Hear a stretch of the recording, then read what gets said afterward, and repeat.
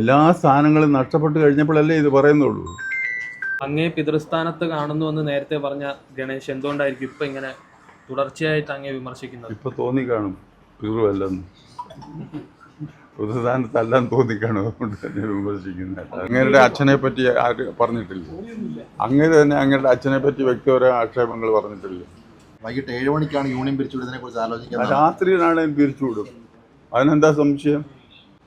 കണ്ണികളെന്ന് പറയുന്നത് എന്താ എൻ്റെ അർത്ഥം? അനധികൃതമായിട്ട് ഒരു മരത്തിൽ കയറി പിടിച്ചിരിക്കുന്ന ഒരു വസ്തുവാണ്. അങ്ങനെയല്ലല്ലോ, ഞാൻ അനധികൃതമായി ഒന്നും വന്നതല്ലല്ലോ. ഗണേഷ് കുമാർ പറഞ്ഞത് ചട്ടമ്പിസ്വാമി ഒരു ചട്ടമ്പിയായിട്ട് മാത്രമാണ് കണ്ടേക്കുന്നത്. അതയാളുടെ ഭാഷയാണ്. ആണല്ലോ, സമ്മതിച്ചു. NSS ജനാധിപത്യം ഇല്ല എന്നാണ് പറയുന്നത്. നേരത്തെ പറഞ്ഞ ആരോപണം തന്നെയാണ് വീണ്ടും ആവർത്തിക്കുകയാണ്. അങ്ങേ ചോദ്യം ചെയ്തതിനാണ് പുറത്താക്കിയെന്നാണ് കേസ് കൊടുക്കട്ടെ. അങ്ങേ ചോദ്യം ചെയ്തതിനാണ്. ജനാധിപത്യം ഇല്ലാത്തടത്ത് അതിനെതിരെ ആക്ഷേപമുള്ളവർക്ക് കേസ് കൊടുക്കാം, അവർ കൊടുക്കട്ടെ.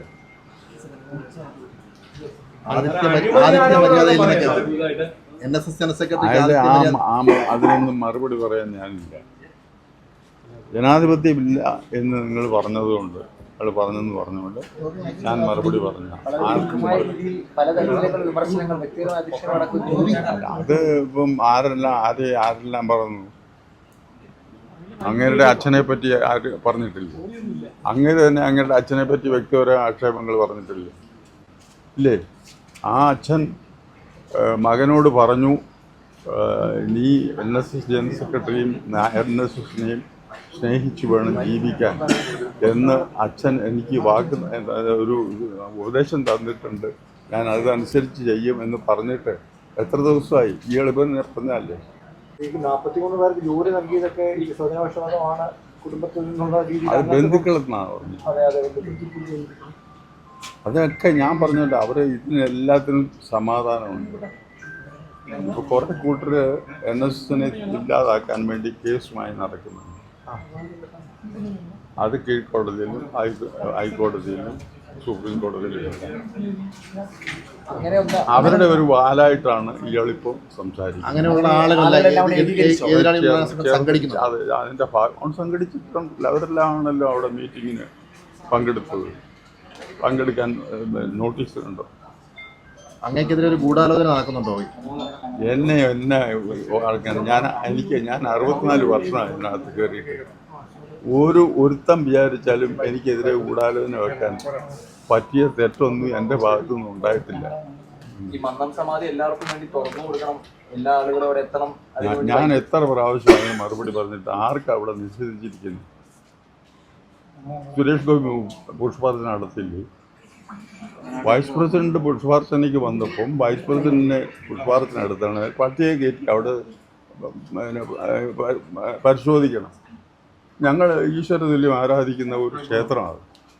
അതിനകത്ത് പട്ടിയെ കയറിയിട്ട് ആരും അവിടെ അദ്ദേഹത്തെ ആദരിക്കേണ്ടെന്ന് പറഞ്ഞു. അത് ഞാൻ പറയേണ്ട എൻ്റെ കടമയാണ്. ഇങ്ങനെ രൂക്ഷ വിമർശനങ്ങൾ ഉന്നയിക്കുന്നത്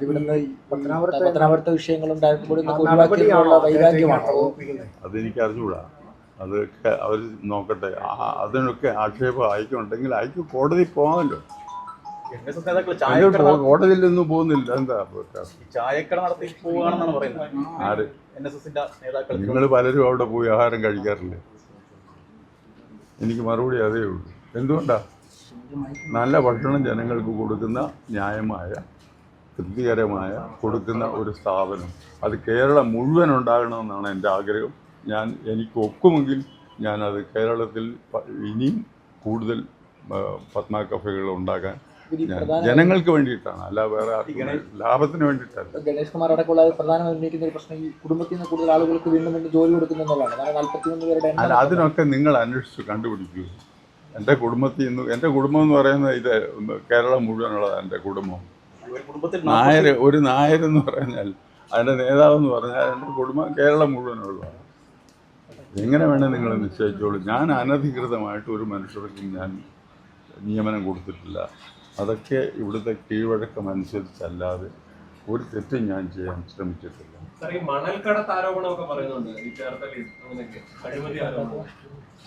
ആര്?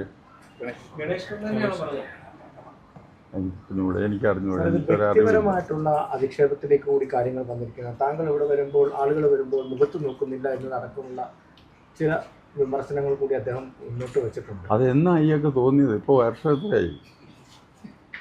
എല്ലാ സ്ഥാനങ്ങളും നഷ്ടപ്പെട്ട് കഴിഞ്ഞപ്പോഴല്ലേ ഇത് പറയുന്നുള്ളൂ, അല്ലേ? അപ്പം അത് തന്നെയാണ് കാരണം. സ്ഥാനമാനങ്ങൾ പോയത് കൊണ്ട് പറയുന്നതാണെന്നാണോ? അല്ല, അത് നിങ്ങൾ തീരുമാനിച്ചോളൂ. അയാൾക്കിപ്പോൾ എന്തെല്ലാം സ്ഥാനമുണ്ടെന്നും മാനമുണ്ടെന്നും ഒക്കെ നിങ്ങൾക്ക് തീരുമാനിക്കാവുന്ന കാര്യമുള്ളൂ. ഞാനായിട്ട് പറയുന്നില്ല. സമദൂര നിലപാടിനെ ചോദ്യം ചെയ്താണ് തന്നെ അത് പുറത്താക്കാൻ കാരണം എന്നൊക്കെയാണ് പറയുന്നത്. അത് നല്ല നിലപാടാണ്. NSSനെ സംബന്ധിച്ചിടത്തോളം, ജനങ്ങളെ സംബന്ധിച്ചിടത്തോളം അത് നല്ലൊരു നിലപാടാണ്. അത് ഞങ്ങൾ തുടരുക തന്നെ. അതിനെ ചോദ്യം ചെയ്തിരുന്നു. എവിടെ ചോദ്യം ചെയ്തു? ഇതിനകത്തൊന്നും കയറി ആരും ചോദ്യം ചെയ്യാൻ പറ്റത്തില്ല. ഡയറക്ടർ ബോഡി യോഗത്തിൽ ചോദ്യം ചെയ്തെന്നൊക്കെ പറയുന്നത്. സാറിന് ചോദ്യം ചെയ്തതുകൊണ്ടാണ്. ഇവിടെ ഒന്നും ചോദിച്ചിട്ടില്ല. അവിടെ ഗണേഷ് കുമാറിന്റെ പല കാര്യങ്ങളിലും അനുകൂല നിലപാട് പുള്ളിയെ സംരക്ഷിച്ചിട്ടുണ്ട് മുമ്പ് പല തവണയും. അപ്പോൾ അദ്ദേഹം കാണിച്ച നന്ദിയുടെ ഞാനതൊന്നും പറയുന്നില്ല. ഞാനതൊന്നും പറഞ്ഞില്ല. ഞാൻ അയക്ക് ദ്രോഹമൊന്നും ചെയ്തിട്ടില്ല. അയാൾ എനിക്കൊരു ഗുണവും ചെയ്തിട്ടില്ല. പോരെ, ഞാൻ ഒരു ദ്രോഹവും അയക്ക് ചെയ്തിട്ടില്ല. അയാൾ എനിക്കൊരു ഗുണവും ചെയ്തിട്ടില്ല. പിന്നെന്താ ഈ താലൂക്ക് യൂണിയൻ പിരിച്ചുവിടാനുള്ള കാരണം എന്താണ്? ശരിക്കും ഗണേഷ് കുമാർ അല്ല, അതൊക്കെ ഞാൻ നേരത്തെ പറഞ്ഞിട്ടുള്ള അതൊക്കെ നിയമപരമായിട്ടാണ് ചെയ്തിരിക്കുന്നത്. അങ്ങനെ തെറ്റാണെങ്കിൽ അയക്ക് കോടതി പോകാമല്ലോ. ജനാധിപത്യ വിരുദ്ധമായിട്ടാണ് ചെയ്തിട്ടുള്ളതെങ്കിൽ അയക്ക് കോടതി പോകാമല്ലോ. എന്തിനാ വെറുതെ ഇങ്ങനെ പറഞ്ഞു നടക്കുന്നത്? വൈകിട്ട് 7 മണിക്കാണ് യൂണിയൻ പിരിച്ചുവിടുന്നതിനെ കുറിച്ച് ആലോചിക്കുന്നത്. രാത്രിയിലാണെങ്കിൽ പിരിച്ചുവിടും. അതിനെന്താ സംശയം? ഇവിടെ പിരിച്ചുവിടേണ്ടി വന്നാൽ നിയമപരമായി തന്നെ പിരിച്ചുവിടും. അത് രാത്രിയിലാണെങ്കിലും പിരിച്ചുവിടും. എപ്പോഴാ അവസ്ഥ ഉണ്ടാകുന്നു ഉടനെ തന്നെ ആ താലൂക്ക് യൂണിയൻ്റെ ഭരണസ്തംഭനത്തിന് ഇടവരാതിരിക്കാൻ രാത്രി തന്നെ കോൺസ്റ്റിറ്റ്യൂട്ട് ചെയ്യണമെങ്കിൽ കോൺസ്റ്റിറ്റ്യൂട്ട് ചെയ്യും. ഒരു അവസരം കിട്ടുമ്പോഴെല്ലാം ഇപ്പോൾ വിമർശനമാണ് അദ്ദേഹത്തിന്റെ ഭാഗത്ത് നിന്ന്. അത് നിങ്ങൾ ആലോചിച്ചോളൂ. അങ്ങ് ആ പുള്ളി പറയുന്ന എന്താണെന്നും പ്രവർത്തിക്കുന്ന എന്താണെന്നും ഇപ്പം നിങ്ങൾ തന്നെ നിങ്ങൾക്ക് ധൈര്യമുണ്ടോ അങ്ങയുടെ ചെയ്തികളെ പറ്റി വിമർശിക്കാൻ? ചുമ്മാ പറയുന്നതല്ലല്ലോ, ജനങ്ങൾ കണ്ടുകൊണ്ടിരിക്കുന്നതല്ലേ ഇതെല്ലാം. നമുക്ക് അങ്ങനെയുള്ള ഒരു കാര്യവും വേണ്ട. ഞാൻ അതിനെപ്പറ്റി അയാളുടെ മറ്റു കാര്യങ്ങളെപ്പറ്റി ഞാൻ പ്രതികരിക്കാൻ ഉദ്ദേശിക്കുന്നില്ല. ജനാധിപത്യം NSSനെ സംബന്ധിച്ച് ചോദിച്ചത് കൊണ്ട് ഞാൻ അതിനെ മറുപടി പറയുന്നുള്ളൂ.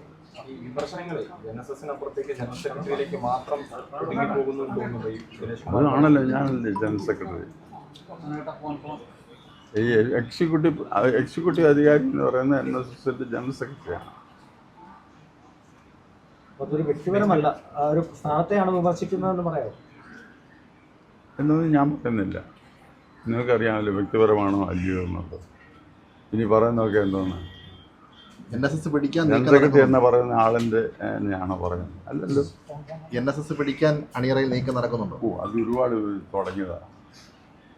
112 വർഷമായി അദ്ദേഹം ഇരിക്കുമ്പോൾ മുതലേ തുടങ്ങിയിട്ടുള്ളതാണ്. എനിക്കത് കണ്ട അനുഭവമുണ്ട്. പിടിച്ചവനൊന്നും ഇന്ന് ഇല്ലാതായിട്ടുള്ളൂ. ചെയ്യട്ടെ. നടത്തിയ ജാഥ ഓരോരുത്തർക്കും എത്ര പേരുണ്ടെന്ന് നമ്മൾ കണ്ടില്ല. ദില്ലിയിൽ പാറ്റാ സമരം പോലെ സമരം എങ്ങനെ വേണേൽ നടത്തിക്കോട്ടെ. അതിനെയൊക്കെ നേരിടാനുള്ള കരുത്ത് നായർ സർവീസ് സൊസൈറ്റിക്ക് NSSനെ സഹിക്കുന്ന നായന്മാർക്കുമുണ്ട്.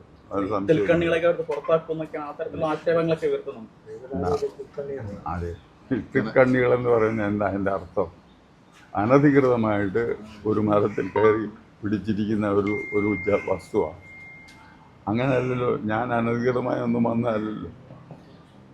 ഇവിടെ അനധികൃതമായല്ലോ. ഇത്തവണയും നടന്നല്ലോ തെരഞ്ഞെടുപ്പ്. ആരെങ്കിലും ഉണ്ടായിരുന്നോ എതിർക്കാൻ?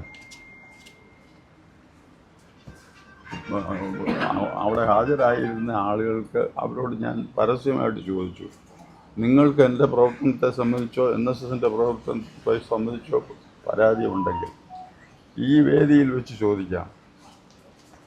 ചോദിച്ചാൽ എനിക്കൊരു എതിർപ്പുമില്ല. അത് വ്യക്തിപരമാകട്ടെ, അതുപോലെ സംഘടനാപരമാകട്ടെ, രാഷ്ട്രീയമാകട്ടെ. ഈ ചട്ടമ്പി സ്വാമികളെയൊക്കെ അംഗീകരിക്കാത്ത ആളാണ് NSSന്റെ തലപ്പത്ത് എന്ന് പറയുന്നത്. അത് അങ്ങോട്ട് കയറിച്ചോന്ന് നമുക്കറിയാം. അതിൽ രണ്ട് സമുദായങ്ങൾക്കിടയിൽ ഞങ്ങളിവിടെ സമ്മേളനമൊക്കെ വെക്കുമ്പോൾ ചട്ടമ്പി സ്വാമിയും മന്നത്ത് പത്മനാഭനെയും നിങ്ങൾ കണ്ടിട്ടുള്ളതല്ലേ?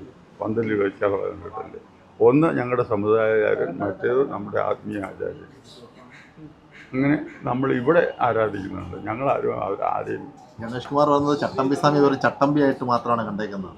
അതയാളുടെ ഭാഷയാണ്. ഗണേഷിന്റെ പ്രശ്നം നിലനിൽപ്പിന്റെ പ്രശ്നമാണോ സത്യത്തില്? ഞാനതൊന്നും പറയുന്നില്ല. എല്ലാ അധികാരങ്ങളും പോയപ്പോ അതായത് എനിക്ക് അതിനെപ്പറ്റി ഒരു കമൻറ്റും ഇല്ല. ഞാൻ നിങ്ങൾ ചോദിച്ച മറ്റു ചില വിഷയങ്ങളെ സംബന്ധിച്ചൊന്ന് സൂചിപ്പിച്ചു, അറിയാൻ വേണ്ടി പറഞ്ഞുള്ളൂ. അങ്ങേ പിതൃസ്ഥാനത്ത് കാണുന്നുവെന്ന് നേരത്തെ പറഞ്ഞ ഗണേഷ് എന്തുകൊണ്ടായിരിക്കും ഇപ്പൊ ഇങ്ങനെ തുടർച്ചയായിട്ട് അങ്ങേ വിമർശിക്കുന്നത്? ഇപ്പൊ തോന്നിക്കാണും പിതൃവല്ലെന്ന്, പിതൃസ്ഥാനത്തല്ലാൻ തോന്നിക്കാണും, അതുകൊണ്ട് തന്നെ വിമർശിക്കുന്നത്. അനുകരിച്ച് കാണിച്ച പോലെ പരീക്ഷിക്കുകയായിരുന്നു.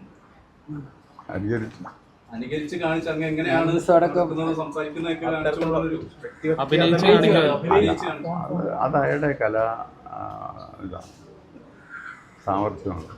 അതിലുള്ള കല സാമർഥ്യം. ഞാൻ കണ്ടില്ല. മുൻപ് സുരേഷ് ഗോപിയൊക്കെ പരിഹസിച്ചിരുന്ന ആളാണ് ഗണേഷ് കുമാർ. ഇപ്പൊ സുരേഷ് ഗോപി ഇവിടെ കയറ്റാത്തതൊക്കെ ഒരു വലിയ പ്രശ്നമായിട്ട് അദ്ദേഹം ചൂണ്ടിക്കാണിക്കുകയും ചെയ്യുന്നുണ്ട്. അതങ്ങനെ സമയം മാറി പലതും പറയും പലരും. സോളർ കേസിലൊക്കെ ഞാൻ എന്തെങ്കിലും നിങ്ങൾ ഇത്രയും നാളായല്ലേ എന്നെ കാണുന്നത്, ഒരു കാര്യം ഞാൻ പറഞ്ഞിട്ടുണ്ടെങ്കിൽ അതിന് വിരുദ്ധമായിട്ട് സമയം മാറിയോ അല്ലെങ്കിൽ എന്തെങ്കിലും ഒരിക്കലും അതിന് വിരുദ്ധമായിട്ടൊരു നിലപാടെടുക്കുകയോ സംസാരിക്കുകയോ ഞാൻ ചെയ്തിട്ടുണ്ട്. ഞാൻ പറഞ്ഞിട്ടില്ല, അല്ലെങ്കിൽ ക്ഷമ പറയാ, അങ്ങനെ ഒന്നും ഉണ്ടായിട്ടില്ലല്ലോ. ഞാൻ വളരെ ആലോചിച്ച് കണ്ടേ പറയത്തുള്ളൂ. അതൊന്നും തിരിച്ച് വിഴുങ്ങേണ്ട ഒരു സാഹചര്യം ഒരിക്കലും ഉണ്ടായിട്ടില്ല. സോളർ കേസിൽ ഉൾപ്പെടെ പല സമയത്തൊക്കെ തന്നെ ഗണേഷിന്റെ പല നിലപാടും കണ്ടിട്ടുള്ളതാണ്. അപ്പോൾ ആ സമയത്തൊക്കെ നിലനിൽപ്പിന് വേണ്ടിയായിരുന്നു ഗണേഷ് അത്തരത്തിൽ? ഞാനത് പറയുന്നില്ല, അതിനെപ്പറ്റി അതൊന്നും പറയുന്നില്ല, അങ്ങനെ പറയുന്നില്ല. ശരി.